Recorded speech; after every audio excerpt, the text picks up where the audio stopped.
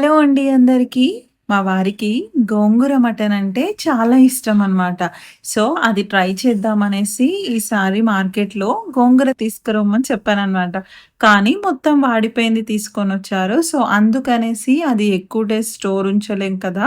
అనేసి ఇంక నేను అప్పటికప్పుడు చికెన్ తెప్పిచ్చేసి గోంగూర చికెన్ ట్రై చేద్దామని ట్రై చేశానండి. యాక్చువల్లీ అయితే నేను చాలా టైమ్స్ గోంగూర చికెన్, గోంగూర మటన్, గోంగూర బోటి ఇలాంటివి విన్నప్పుడు గోంగూరతోటి నాన్ వెజ్ ఏంటి అసలు? అదేమో పుల్లగా ఉంటుంది. ఇదేమో నాన్ వెజ్ అసలు ఎలా బావుంటుంది అసలు? ఇదేం టేస్ట్‌రా బాబు! అనుకునేదాన్ని. కానీ నేను ఫస్ట్ టైమ్ ట్రై చేశాను. నిజంగా చెప్తున్నాను.